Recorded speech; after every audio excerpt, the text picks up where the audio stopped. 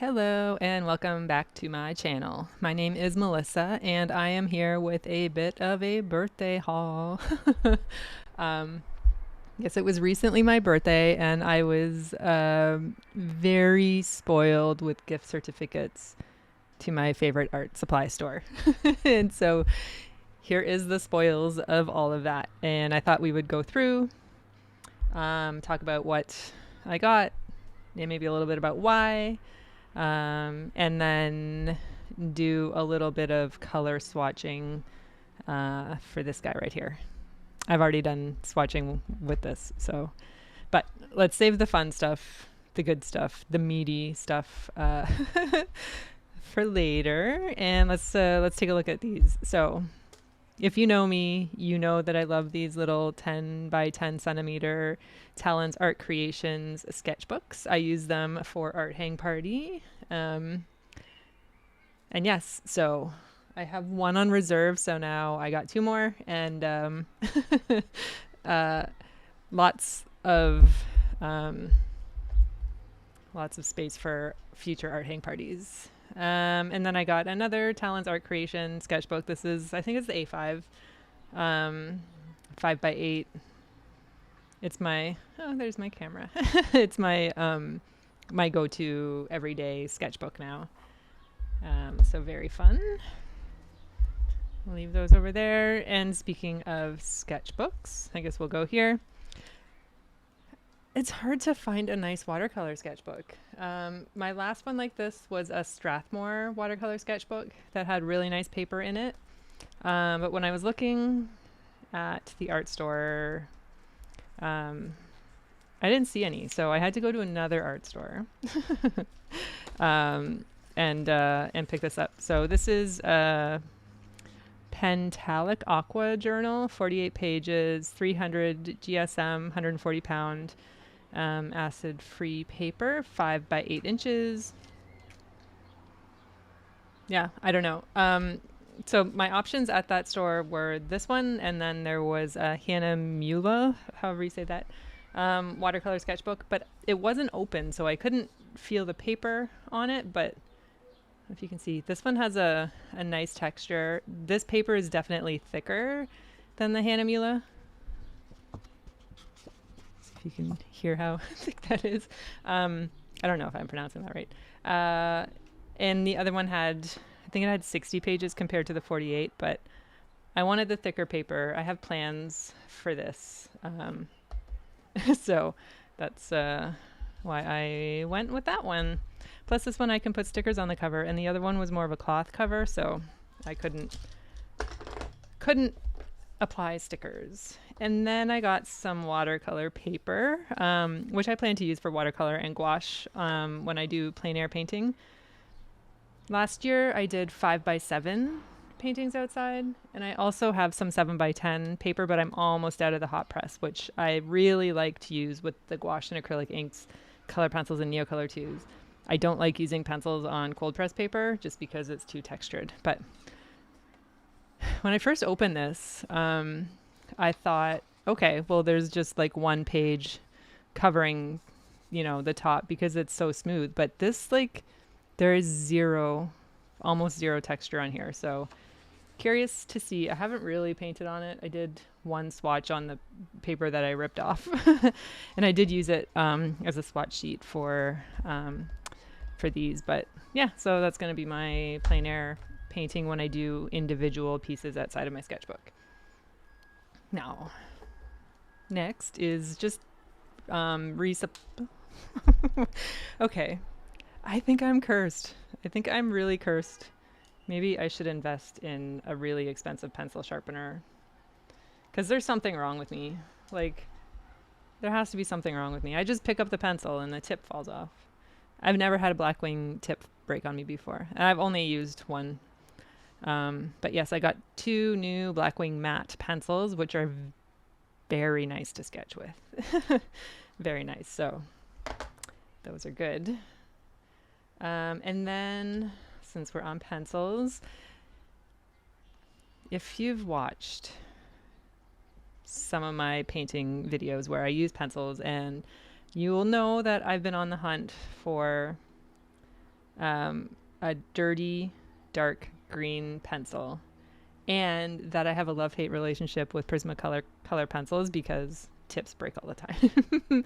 So I picked up these two Derwent Inktense pencils, one in Payne's Gray, which is not a dark green, but a dark blue, as we all know, and a leaf green, which is a very nice, dirty, dark green.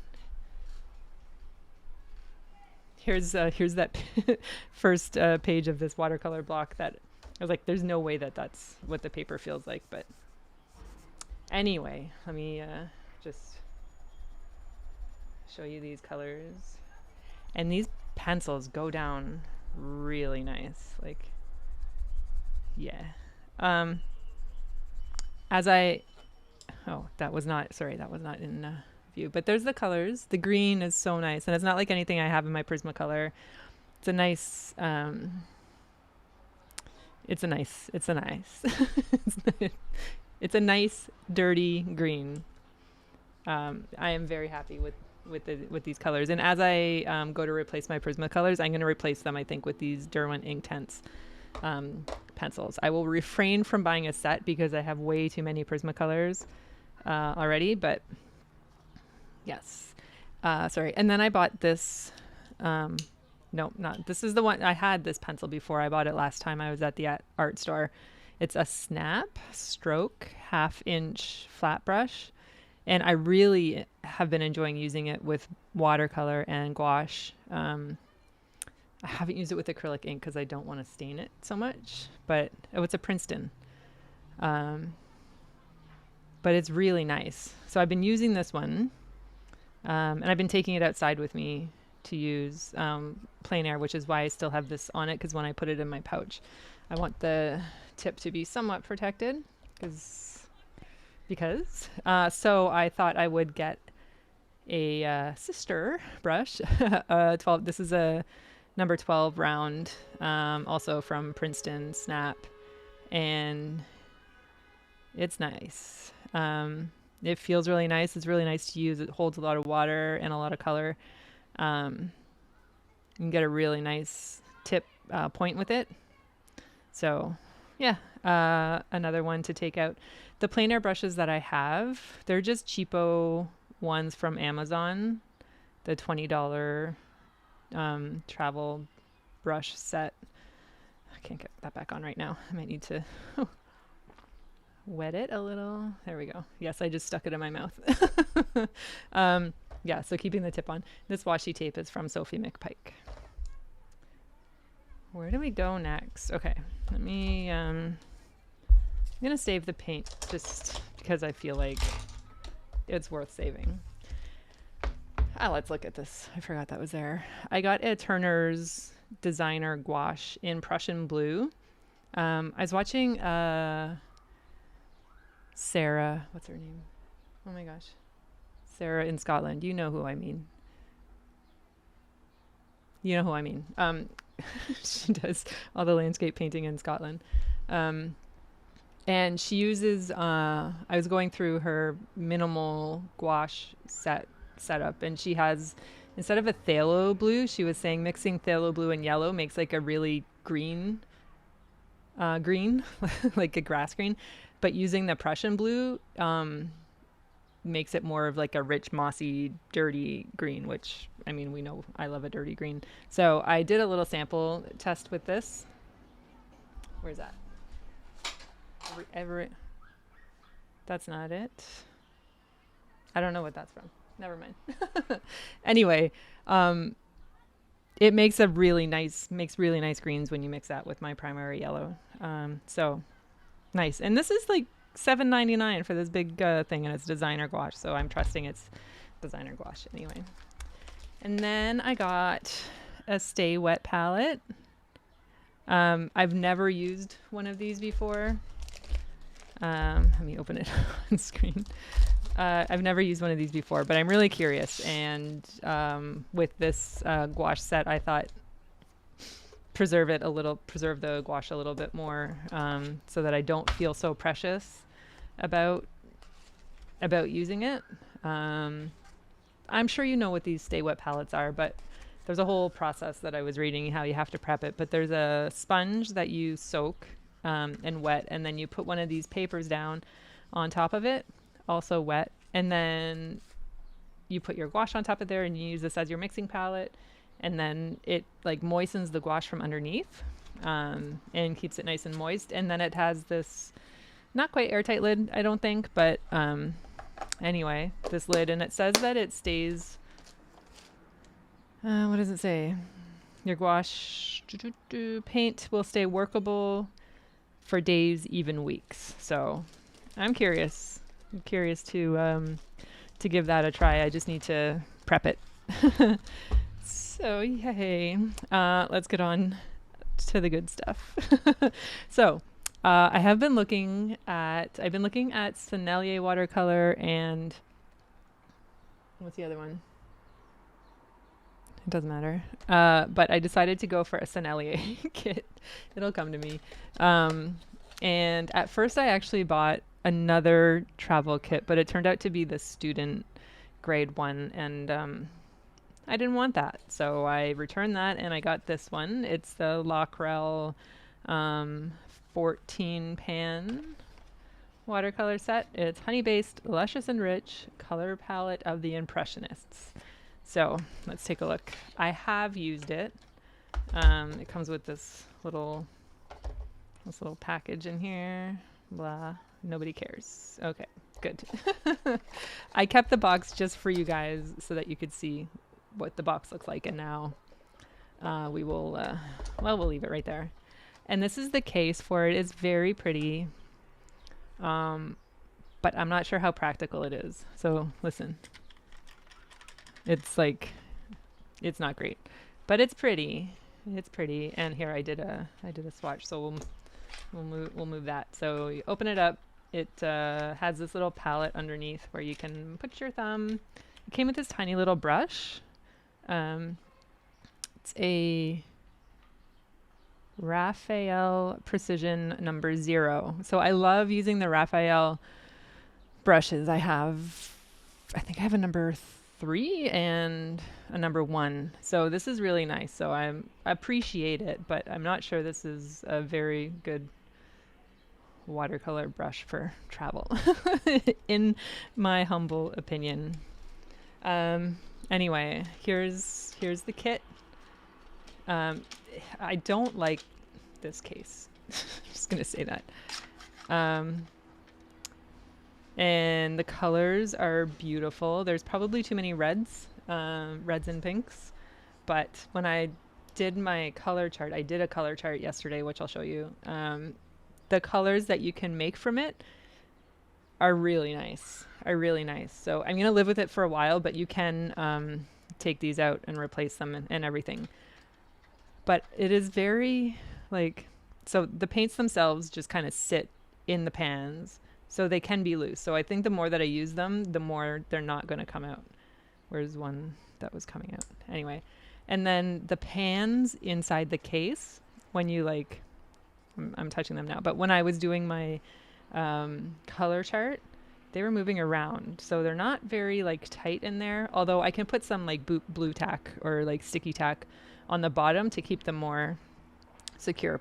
But I think I'm probably going to end up buying one of those little metal travel palettes just to stick these in and then be done with it, because this is really not a lot of mixing space down here anyway, and I don't know how much I love mixing on plastic.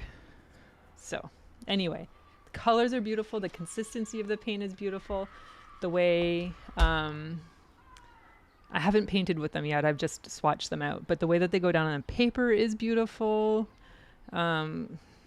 Yeah, they're just really nice. So this set comes with, let me see if I can read my handwriting. A lemon yellow, a ennelier orange, French vermilion, alizarin crimson, carmine, quinacridone red, diazine purple, ultramarine deep, phthalo cyan blue, forest green, phthalo green light, burnt sienna, warm sepia, and Payne's gray. So very nice, vibrant colors. I think a lot of these are single pigment and blah, blah, blah. I don't know. And then here's the color chart that I made.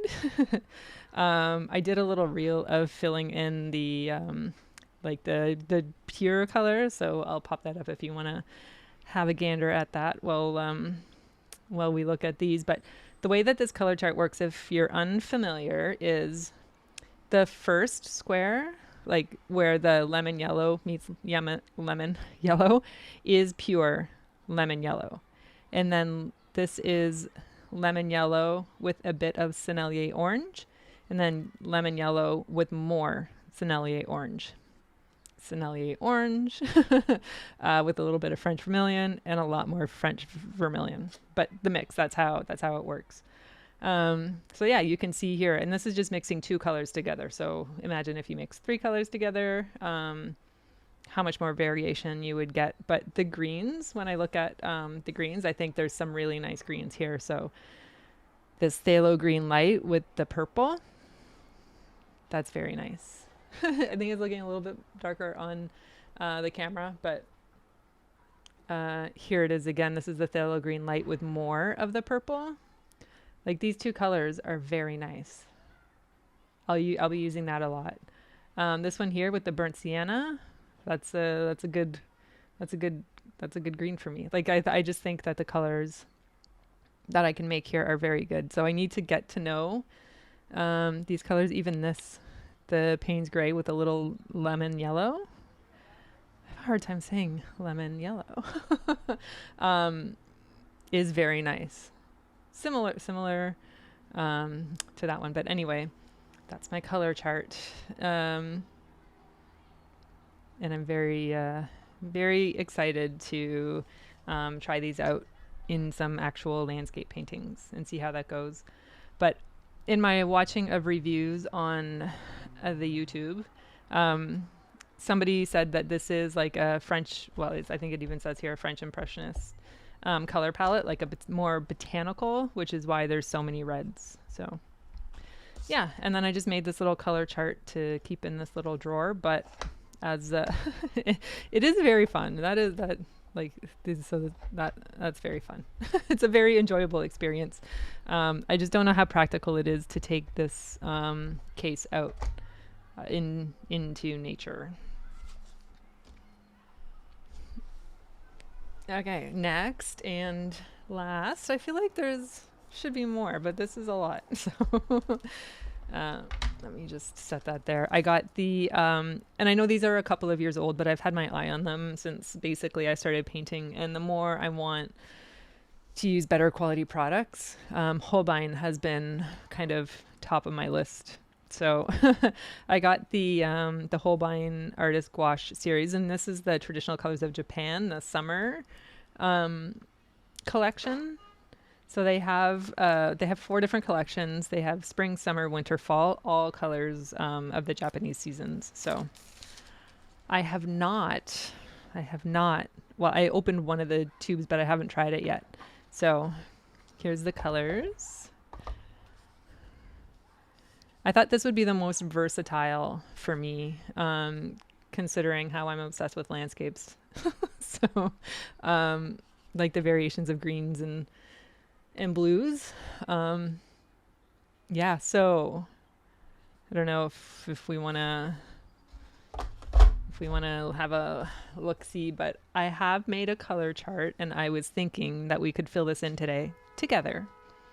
But the colors are, okay, let me, scarlet, orange yellow, canola yellow, Taisha brown, spring green, evergreen, bamboo green, ultramarine, oriental blue, Edo violet, black, and white. So let me clear all of this away, and then we'll come back and we'll do some swatching. How does that sound? Sounds great. Okay, we're back. I'm trying to think of the best way to set this up. I think that was right. Okay, we'll see how we move as we go. I'm gonna use my my number 12 snap brush and see how that goes. What do I do? We'll start in order.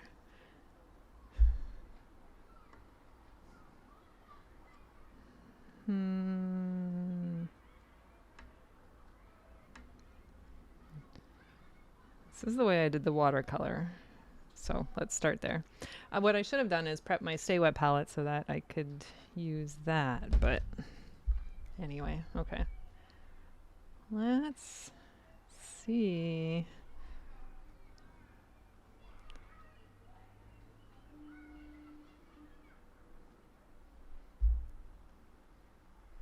I'll probably end up speeding this up because we don't need to see everything.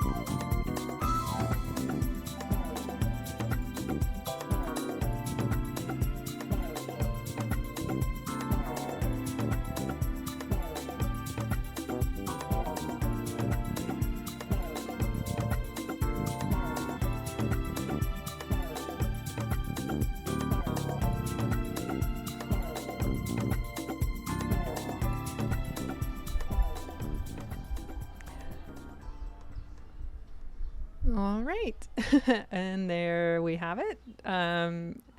The Holbein Artist Gouache Traditional Colors of Japan Summer Set. Very happy with the amount of greens that's in here. I mean, to be expected, but it's a very nice, colorful set. The consistency of the paint is really, really nice. I am very, very happy with my selection. I don't think I'm going to get any of the other sets. I just think this is like a starter set for me for this Holbein Gouache. And then as I need to or feel a desire or run out, I'll refill it in with the regular Holbein paints. But yeah, there we go. What do you think? Do you make color swatches like these? Do you go through this exercise? I find it really helpful to know, aside from the colors in front of you in the tubes or pans, what else you can do. What else you can do, like with the colors that you have. So for every paint set that I have a color swatch like this. Yeah, also very happy with this little brush. Not so little, number 12. But yeah, it's good. I think I did myself really well with my selections for my birthday, and not soliciting for happy birthdays, but thank you. Thank you very much. Thank you to any one of you watching this who maybe possibly gifted me a gift card to the art store. Thank you so much. I love you. It was very unexpected and very much appreciated. Yes, I think that's it. I hope you enjoyed this little art haul and my color swatching, and let me know if you make these charts. I'm very curious. Or if you have another way of doing it, I would greatly appreciate it. Okay, that's it for me. Thank you so much for watching, and I will see you in the next one. Bye.